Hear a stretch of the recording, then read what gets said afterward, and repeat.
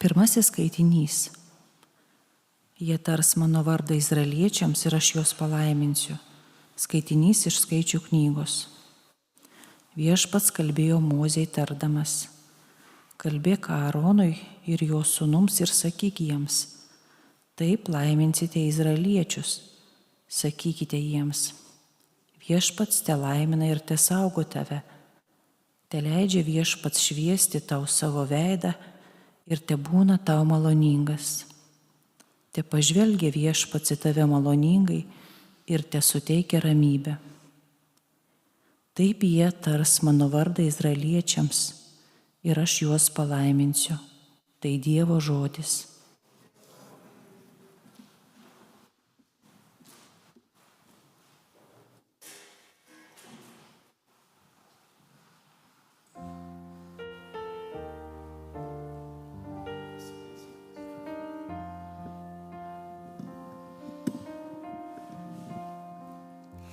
Tebūna Dievas mums maloningas, mus te palaimina.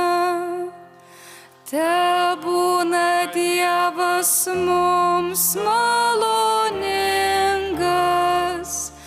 mus te palaimina. Tebūna Dievas mums maloningas, mus te palaimina. Mums te šviečia jo veidas. Tegu tavo kelią žemė pažįsta ir visos tautos tavo išganymą. Tebūna Dievas mums maloningas, mus te palaimina. Džiūgaus ir krikštaus žmonės iš džiaugsmo, nes tu tautas valdai teisingai. Žemėje tu vesi žmones. Tebūna Dievas mums maloningas, mus te palaimina. Dieve, tave te garbina tautos, visos tautos tave te šlovina. Te laimina mus Dievas, te bijo pagarbiai jo visa žemė. Tebūna Dievas mums maloningas, mus te palaimina. Tebūna Dievas mums maloningas, mus te palaimina.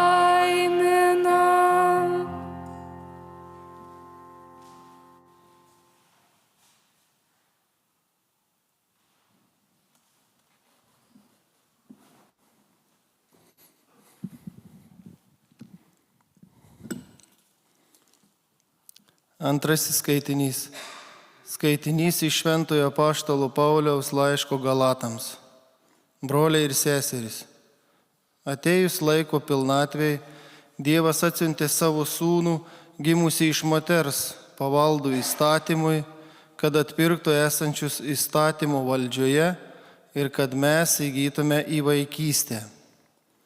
O kadangi esate įvaikiai, Dievas atsiuntė į mūsų širdis savo sūnaus dvasią, kuri šaukia: Aba, tėve. Taigi tu jau nebe vergas, bet įvaikis. O jeigu įvaikis, tai Dievo valia ir paveldėtojas. Dievo žodis. Dėkojame Dievui. Alleluja, alleluja, alleluja, alleluja.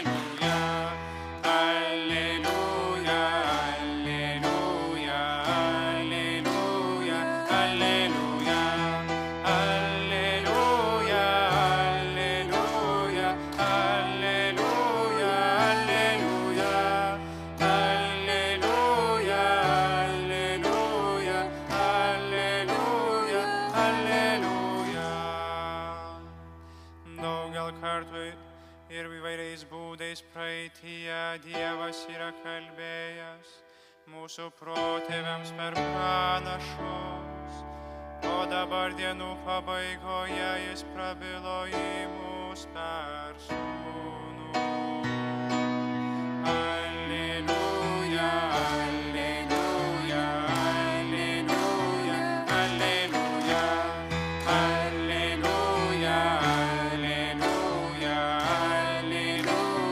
alleluja, alleluja, alleluja, alleluja,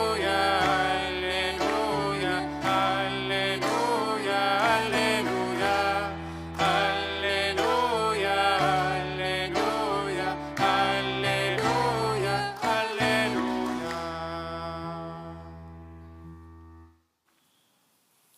Viešpats su jumis.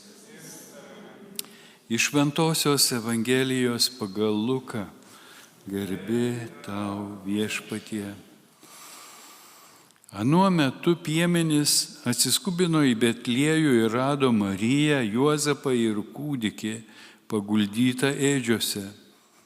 Išvydę jie apsakė, kas jiems buvo pranešta apie šitą kūdikį. O visi žmonės, kurie girdėjo, stebėjosi piemenų pasakojimu. Marija dėmėjosi visus šiuos dalykus ir svarstė juos savo širdyje. Piemenys grįžo atgal, garbindami ir šlovindami Dievą už visą, ką buvo girdėję ir matę, kaip jiems buvo paskelbta. Praslinkus 8 dienoms, kai reikėjo apipjaustyti berniuką, jam buvo duotas Jėzaus vardas, kurį angelas buvo nurodęs dar prieš jo pradėjimą įsčiose. Viešpaties žodis. Šlovė tau, Kristau. Jėzau, tavo žodžiai te panaikina mūsų klaidas. Alleluja, alleluja, alleluja, alleluja, alleluja, alleluja, alleluja, alleluja.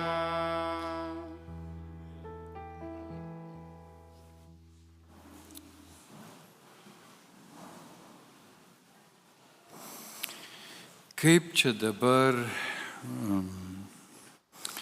mes iš vakaro, švęsdami naujus metus, jau švenčiame švenčiausios mergelės Marijos Dievo gimdytojo šventę. Rytoj bažnyčia iškilmingai visur minės tą svarbią tikėjimo tiesą. Šitas Marijos titulas Dievo gimdytoja atsirado bažnyčioje bekovojant su klaidingų mokymų pasklidusiu, kuris neigė Jėzaus dieviškąją prigimtį. Ko gero ir šiais laikais rastume tikinčiųjų, kurie Jėzų laiko superžvaigžde, genialiu mokytoju, pataptuoju, pranašu, kaip ir Jėzaus laikais, vieni tuo, kitu tuo laikė. O Jėzus klausė Petrą, kuo jūs mane laikote? Tu esi Mesijas, gyvojo Dievo sūnus, išpažino Petras. Jėzus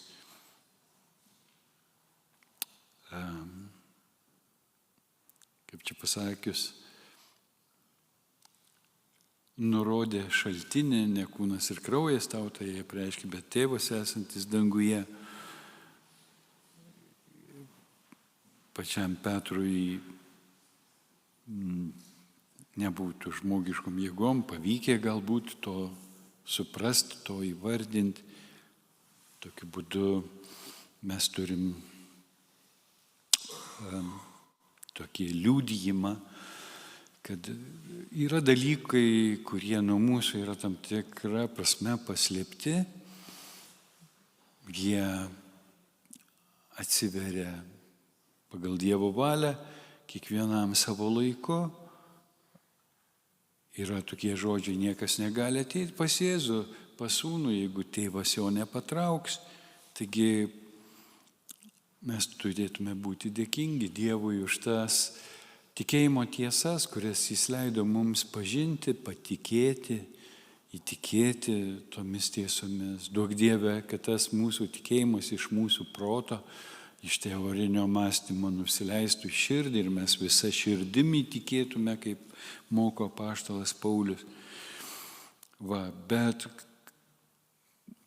yra žmonių, kuriems lieka tie dalykai paslėpti, nežinia dėl ko, iki laiko gal, o gal tiesiog, kad jie priešinasi, užsispyrę, galbūt puikybė, arogancija, kuri sureikšmina mūsų pačių supratimus, kartais tas mūsų žinojimas, mūsų įsitikinimas vadovaujantis visą žinojimo jausmu, vadovaujantis nuojautomis ir panašiai, gimdo visokias idėjas, kurios gan žmogiškų protų, logiškų protų mąstant atrodo mums ir visai logiškos ir suprantamos. Ir dvasiniam gyvenime yra daug tokių visokių keistų dalykų, kuriuos kartais mums nelengva protu priimti. Kaip mes čia turėjom vieną penktadienį, man įsiminė vienos močiutės liudijimas, kai mes kalbėjom apie pranašą Joną. Ir vienas čia brolis, kuris išmano šventam rašte, svečią tokį turėjom čia. Ir jis čia užklausė, o jūs iš tikrųjų tikit, kad Joną ir prarijo tą didžuvę kažkokią? Visi tai pasimetė, kaip čia dabar tikėti, netikėti. Čia vėl bus koks nors fintas biblisto kokio. Bus nuleista ant kokios pasakėlės ar mito ar dar ko nors. Ir jis čia papasakojo vieną istoriją, kaip vienas ateistas bandė iš tikinčios močiutės pasišaipyti irgi klausdamas jos, ką tu ir tiki, kad Joną prarijo žuvis kažkokia, didelė banginis koks. Tikiu. Jeigu Dievas pasakys, kad Jonas prarijo banginį, aš irgi tikėsiu. Ir padaryk tu jai ką. Svarbu, kas sako. Dievui nėra negalimų dalykų, ką? Įsivaizduojat Joną prarijant banginį, tai koks Jonas įsipūtęs būtų. Taigi, bet galbūt kartais iš tikrųjų Viešpats panaudoja ir žmogiškus visokius būdus, norėdamas perteikti tam tikrą tiesą, principą, pakalbėti su mumis apie kažkokį santykį, tikėjimo santykį, pasitikėjimo santykį. Ir šį vakarą tą tiesą, kad Jėzus yra ir Dievas, Dievo sūnus, gimęs iš moters, iš mergelės Marijos, kaip mes tikime, pradėtas šventosios dvasios, Dievo žodis tapo kūnu, jos įsčiose. Ir kodėl bažnyčia švenčia šitą šventę, kodėl nepasirinko Kalėdų švęsti, Jėzaus gimimo konkrečiai per naujus metus. Visai juk tiktų, prasideda nauja era, gimė gelbėtojas. Tai dabar užgyvensim, ne? Naujais metais. To šventės, ko gero, yra labai artimos, bet kartu paieškokim, o mes čia prie ko, o į ką mus Dievas šį vakarą, šią naktį kviečia švenčiant šitą šventę, minint Dievo sūnaus gimimą, prisėmus žmogaus prigimti, ateinant pas mus, į kokį santykį mes esam pakviesti ir būtent per motiną, per Dievo gimdytoją. Prisimename Jėzaus žodžius, kas yra mano motina, kas yra mano broliai ir seserys. Kiekvienas, kuris klauso, vykdo Dievo žodį, yra man ir motina, ir brolis, ir sesuo.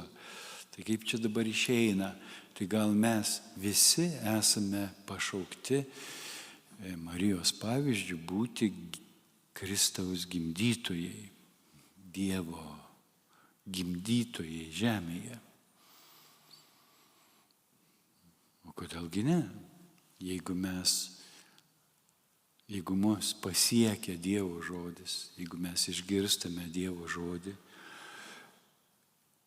jis krenta į mūsų širdis kaip sėkla, šventoji dvasia jį lydi, teikia gyvybę, tas žodis pradeda veikti mumise, kai mes jį apmastom, Marijos pavyzdžiu, jį dėmėjosi visus tuos žodžius, svarstė juos savo širdį, jos pavyzdžių mes dėmėmės, tengiamės atsiminti Dievo žodį, tuos visus įvykius, visus tuos liudijimus, ką čia piemenys apie jį kalbėjo, ką angelai jiems pasakė, jį visą tai dėjosi, į širdį dėmėjosi ir svarstė, apmastė juos. Tai va, ir mes, kai skaitom šventą raštą arba klausomės, tikėjimu priimam Dievą ateinantį į mūsų širdis. Ir kai mes meldžiamės ir prašom šventosios dvasios jėgos, kad Dievas duotų jėgų mums gyventi tuo žodžiu, mes keičiamės ir daromės panašus į Kristų. Darome taip, kaip Jis. Ir mudu su Jonu čia esam apsirengę tokiam baltom albom. Apaštalas Paulius ragina, apsivilkite Kristumi. Visus mus ragina apsivilkti Kristumi. Mudu apsivilkom Kristumi. Čia biškelį pakeičia mūsų kūno linijas tokias ir turėtų būti kaip ženklas, kad jums Kristus tarnauja. Ne Gediminas su Jonu, bet Kristus per mus tarnauja. Bet taip jūs kiekvienas buvot apvilkti tuo krikšto rūbu. Tai yra krikšto rūbeliai. Mūdu su krikšto rūbeliais čia tų malbom. Kiekvienas jūs buvote irgi apvilkti tuo krikšto rūbu ir tai buvo kaip pranašiškas ženklas, kad jūs taip gyventumėte, kad žmonės į jūs žiūrėdami, jumise matytų Kristų, atpažintų Kristų, kad jūs visų savo gyvenimu, visų savo elgesiu liudytumėt Kristų, kad jis yra gyvas, kad jis veikia šiandien, liudytumėm jo meilę, jo išmintį ir panašius dalykus. Taigi, gyvendami Dievo žodžiu, galima sakyti, mes irgi gimdome Kristų pasauliui. Na ir mums svarbu yra susivokti tuose pašaukimuose ir atsinaujinti tuose santykiuose, kuriuos Dievas mums siūlo.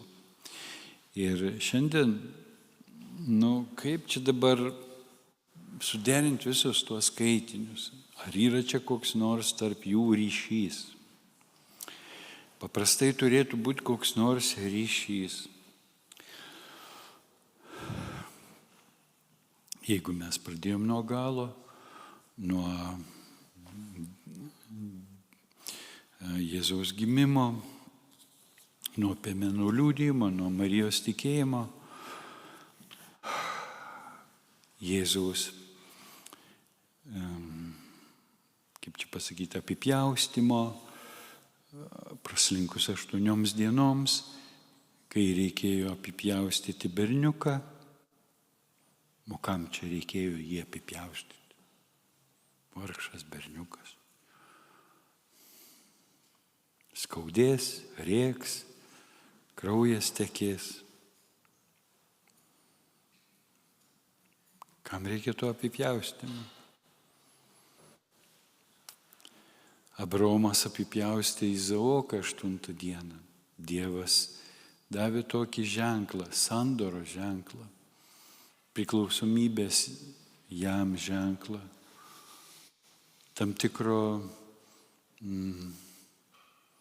savęs išsižadėjimo, atsidavimo Dievui ženklo. Vėliau busim kviečiami apipjaustyti savo širdis.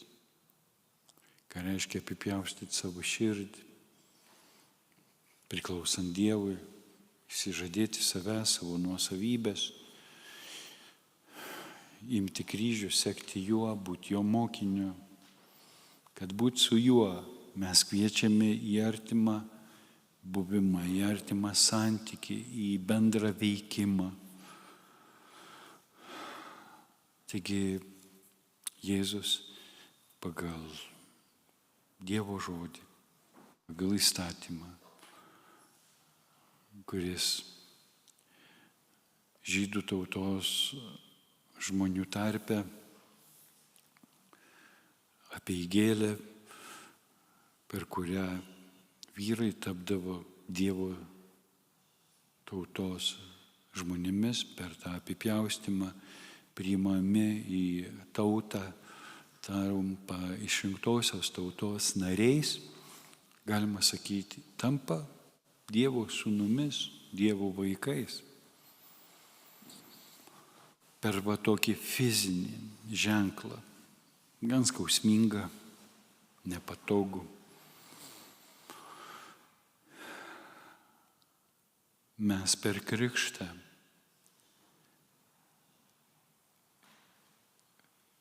kartais visai linksma ir malonu panardinimą gaiviam vandenį ar užpilimą tuo vandeniu. Esame paženklinami priklausomybės Dievui ženklu, atsiduodami jam, pasinerdami jame. Na, kas kiek atsidavė, kiek pasinėrė, čia kitas klausimas, bet visada lieka iššūkis ir siekiamybė. Ir todėl mes visi atnaujinam tą pasiryžimą, tą intenciją, kurią turėjo tėvai mus krikštydami, trokšdami, kad mes, kaip tie žydų berniukai, priklausytume Dievui, kiekvienas ir mergaitės ir berniukai, per krikštą tampame Dievo vaikais. Bet jau ne tik per fizinį tokį apiplovimo patirtį, bet ir, kaip girdėjome, mums suteikta Dievo dvasia. Mes įsūnyti, Dievas atsiuntė į mūsų širdį savo sūnaus dvasią, kuri šaukia: Aba, tėve. Taigi tu jau nebe vergas, bet įvaikis. O jeigu įvaikis, tai Dievo valia ir paveldėtojas.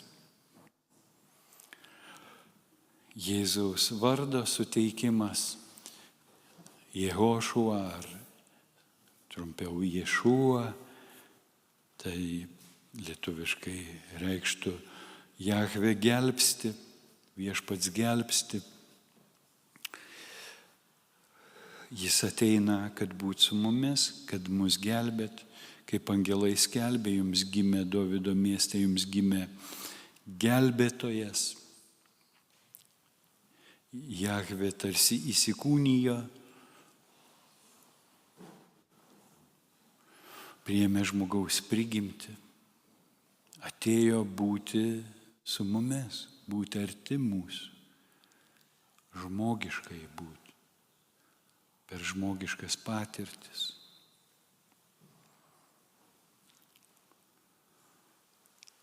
Atėjo, kad mus sutaikytų su tėvu, atėjo, kad mus nuplautų, nuteisintų, pašventintų ir apdovanotų savąją dvasią, sūnaus dvasia.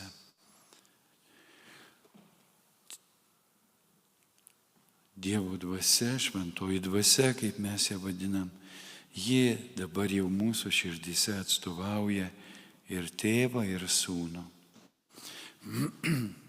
Mes ją pakvietėm. Kažkas kvietė, kažkas ne. Na, dar galbūt pakvies.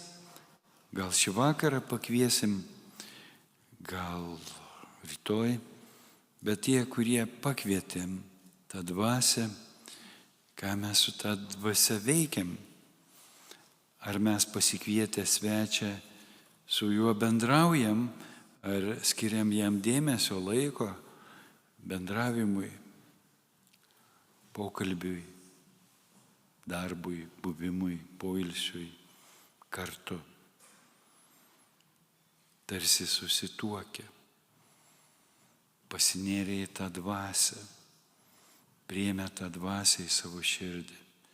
Kiek mes atsidavėm tai dvasiai, kiek ta dvasia turi vietos mumyse, kiek tos dvasios klausom, ar klausomės jos liudijimo.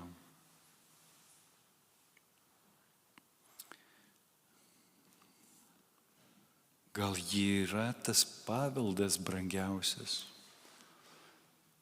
tas Jėzaus liudijimas, koks jis, kad per jį pažintume tėvą, koks yra tėvas, aš ir tėvas esame viena.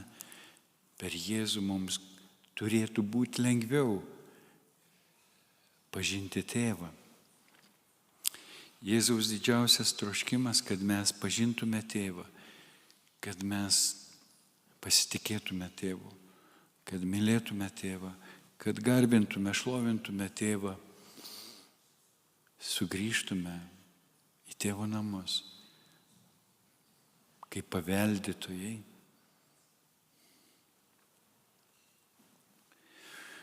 Apie tą paveldą baisiai kartais mane gąsdina mintis, kad aš toks prastas paveldėtojas, eina gyvenimas mano į pabaigą, o aš nelabai ko išmokau.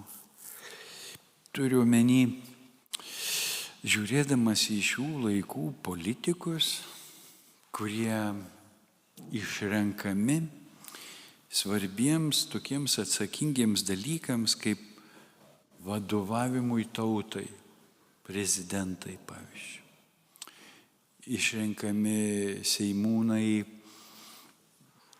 žmonės juos renka,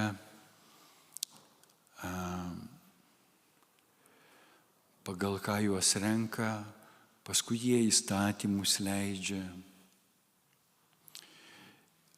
moralius, nemoralius įstatymus leidžia, visokių įstatymų būna įstatymų, kurių mes nenorim vykdyti, priešinamės, protestuojam, mitingus rengiam.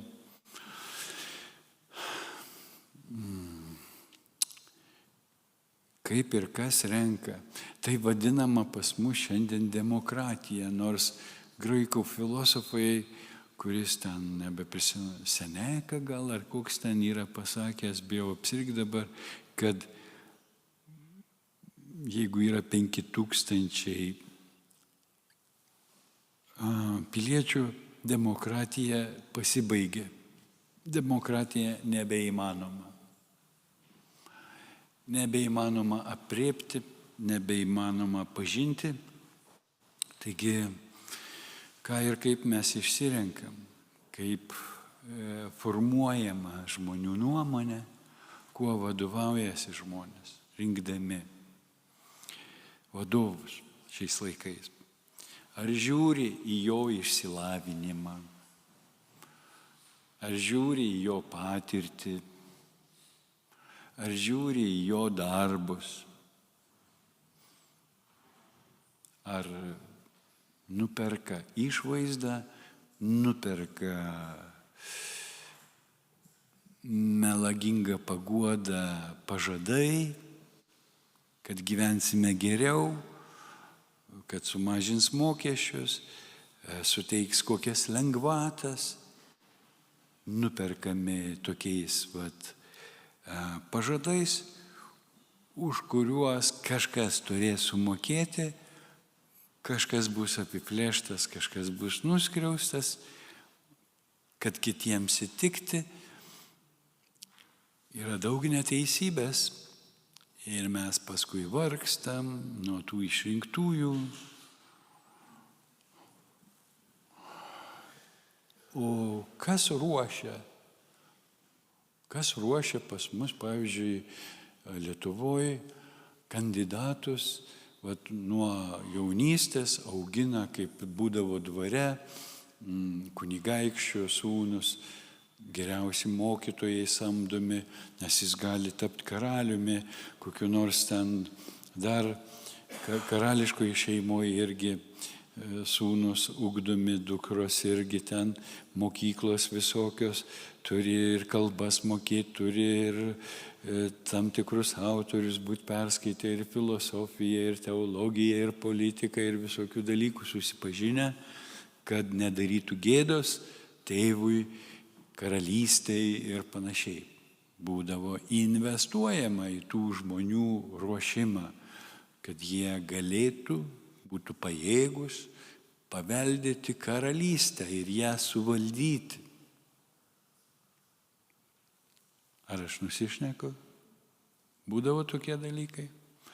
Mes Sovietų sąjungoje užaugę, žinom, kad ten buvo buržuo, išnaudojimas, lėbavimas, ten buvo, kaip sakant, nuodėmiavimas, ten nieko gero dvare nebuvo. Tik kaip jie sugebėjo tokį grožį sukurti ten, tokias bibliotekas surinkti panašiai. Jeigu tokie idiotai buvo. Bet politinė propaganda mums yra įtaką padariusi vis tik. Ir toliau tą įtaką daro, bet aš dabar galvoju apie save. Prisistatysiu po šitos kelionės pas tėvą, kuris yra karalius,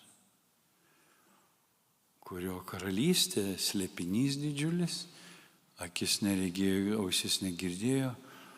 Ir sakys, parvyksta Gediminas, iš Pakūtos. Ir jam nuo gimimo tėvas turėjo planą skirti ten kažkokią planetoj karalystės dalį, valdytojų ten paskirti, kad valdytų teisingai, išmintingai, puoselėtų kūrinyje, išmanytų dalykus su meile kaip tėvas, kad būtų panašus kaip tėvas, išlavintas dvasinėse kovose, tiesoje užgrūdintas, ištikimybėje. Ir aš grįžęs taip be rinkiminės kompanijos, be nieko galiu laimėti kažkokią viečiukę dangaus karalystėje. Ar reikės kažkokius egzaminus gal laikyti? Ar mane praleis, ar man patikės, kas Dievo plane buvo? O gal komisija sakys, ne, viešpatie, jis nepraeina reikalavimą. Mes negalim jam leisti valdyti šitos dalies, tos karalystės.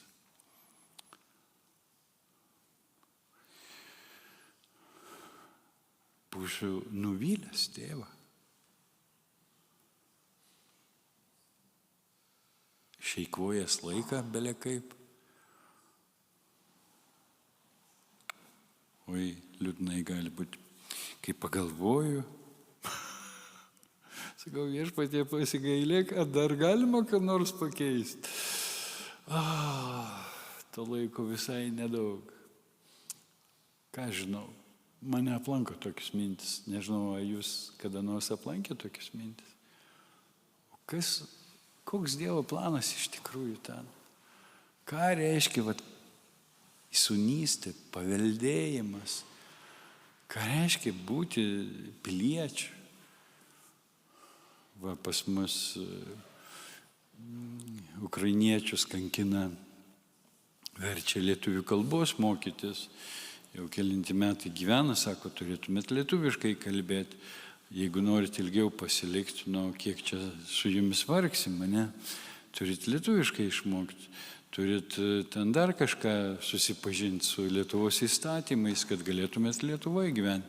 Norit Amerikoje žalią kortą laimėti, tai turit egzaminus laikyti, važiuoti, atsiskaityti iš Amerikos konstitucijos, iš Amerikos istorijos. Yra reikalų, kad tapt piliečiu. O kaip dangaus karalystėje? Taip, nachaliavų, įduos mums, gyventi ir pilietybę duos. Ar sakys, ne, jūs čia net čia pataikėt, jūs net tą žemę pasirinkot. Jums va ten, prašom, į Meksiką. Ten karšta, ten kaktusai, dykuma.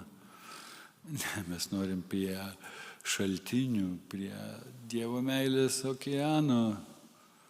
Bet jūs nepraeinat.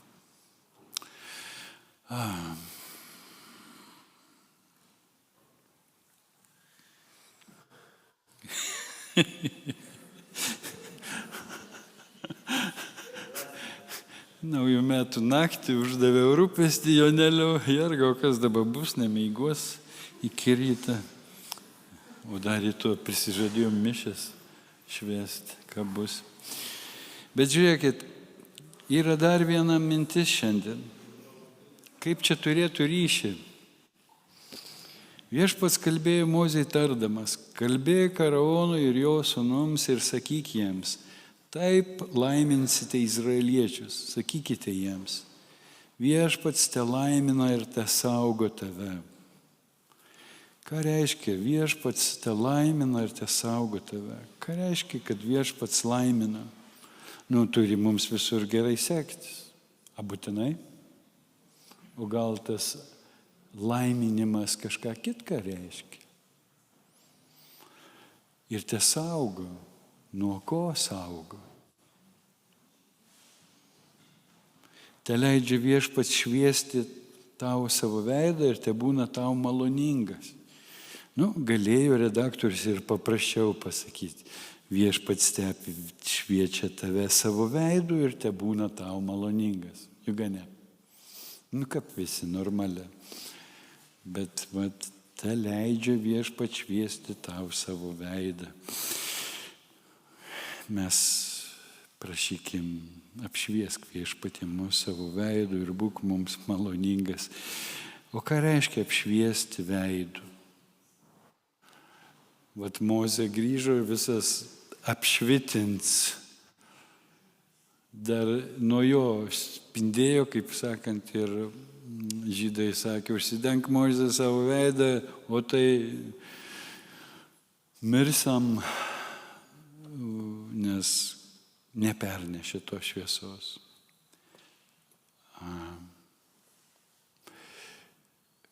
Niekas negali likti gyvas, išvydęs gyvą į Dievą. O čia te šviečia viešpats mums savo veidų, te apšviečia mus viešpats ir te laimina mus. Būsim apšvitinti kaip Mozė, spinduliuosim kaip mėnuliai, atspindėdami saulę. Norėm. Ko čia šypsoties?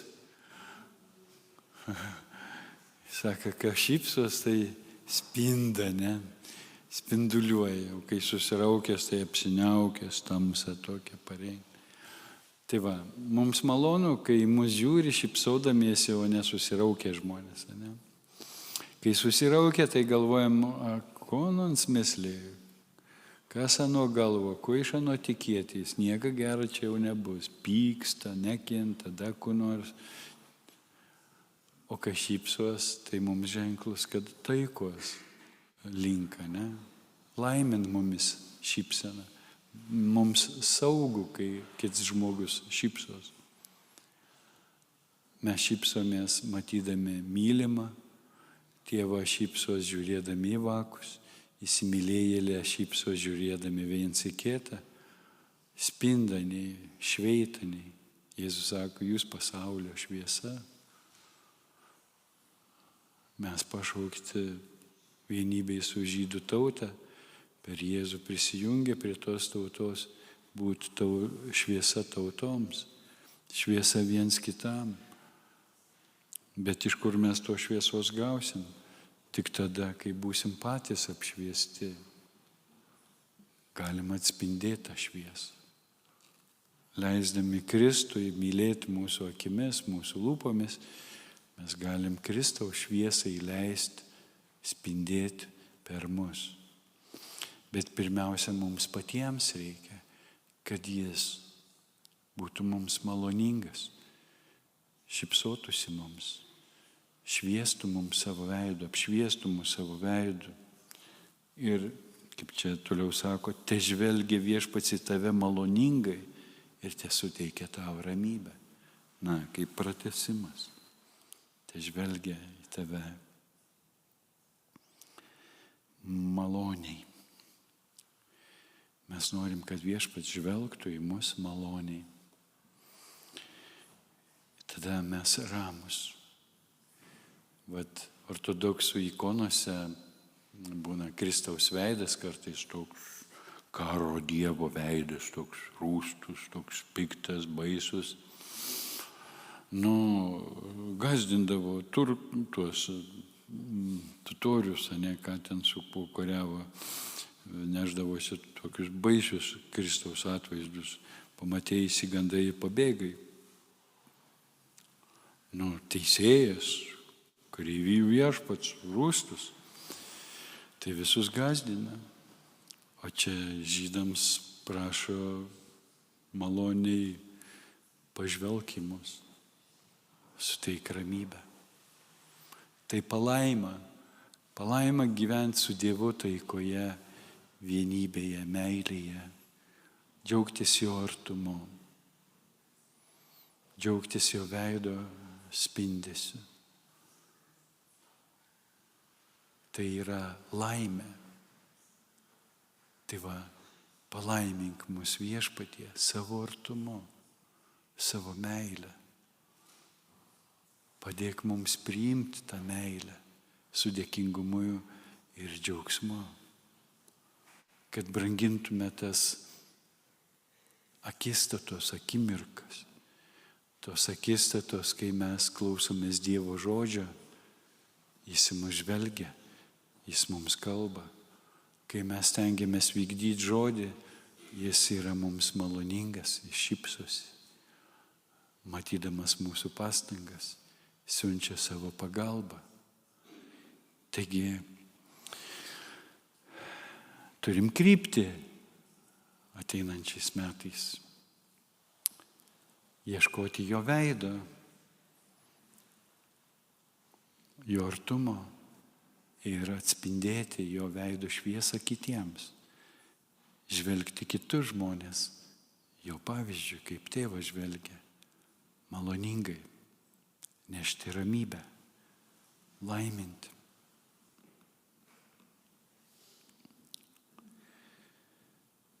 Melskimės, kad Viešpats padėtų mums išpildyti tą žodį, kad tas žodis mumise išsipildytų, kad išsipildytų mumise Dievo planas, Dievo vizija, Dievo svajonė.